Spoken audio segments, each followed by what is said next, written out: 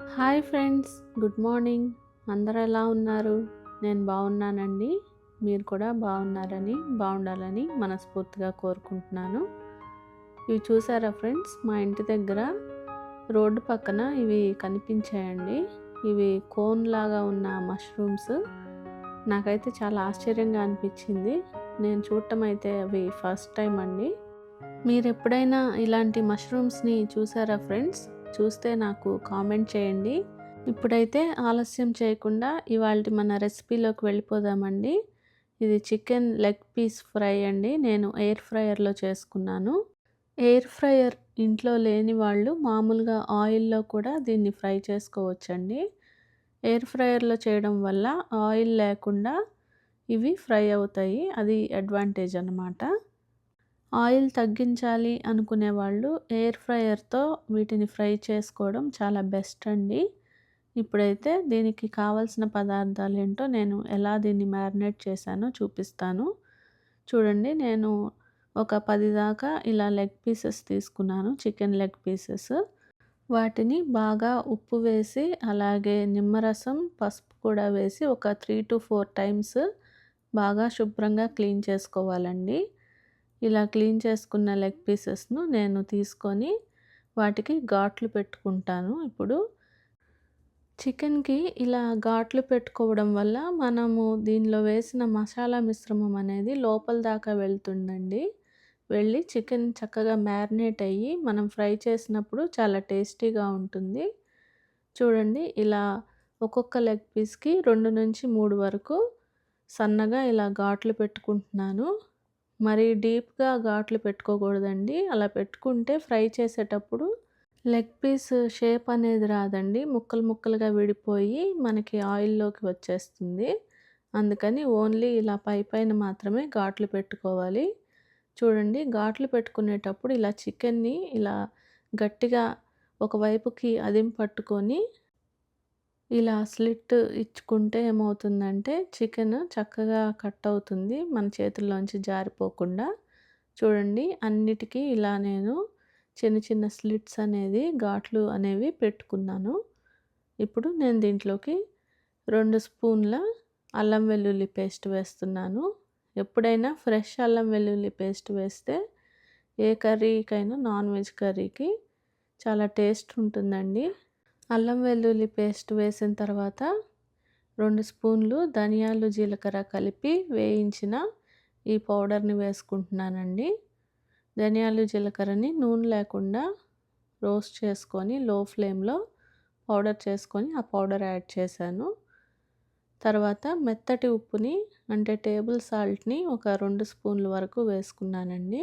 తర్వాత ఒక half spoon పసుపు వేసుకుంటున్నానండి.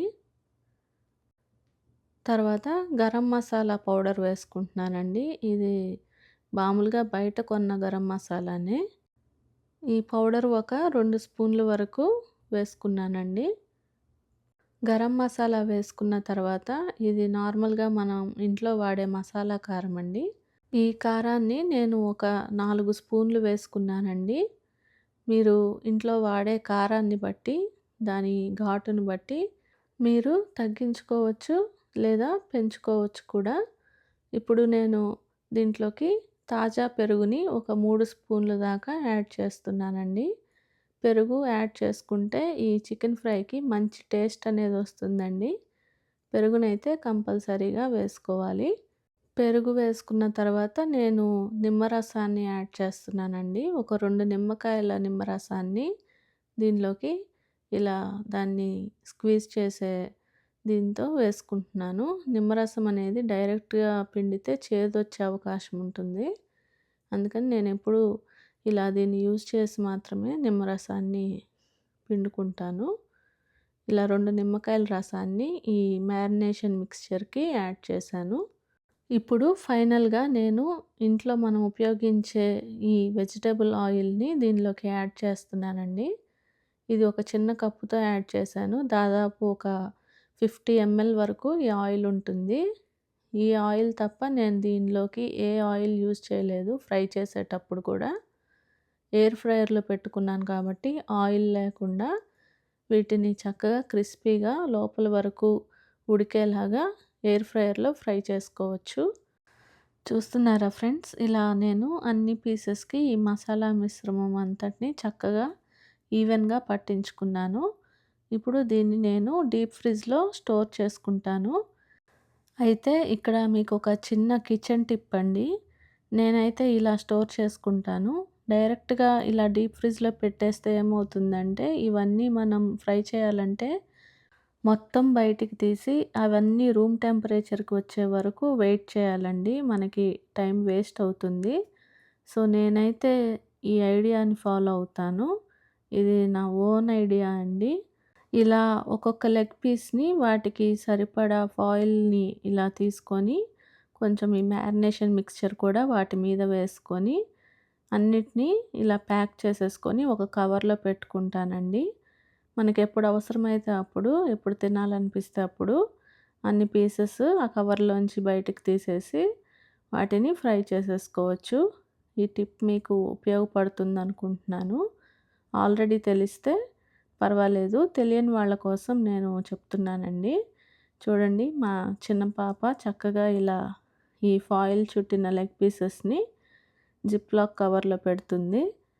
ఇప్పుడు ఇవన్నీ నేను డీప్ ఫ్రిడ్జ్లో పెట్టేసుకుంటాను. డీప్ ఫ్రిడ్జ్లో పెట్టేసుకొని మనకి ఎప్పుడు అవసరమైతే అప్పుడు తీసుకొని అవి ఫ్రై చేసేసుకుంటానన్నమాట.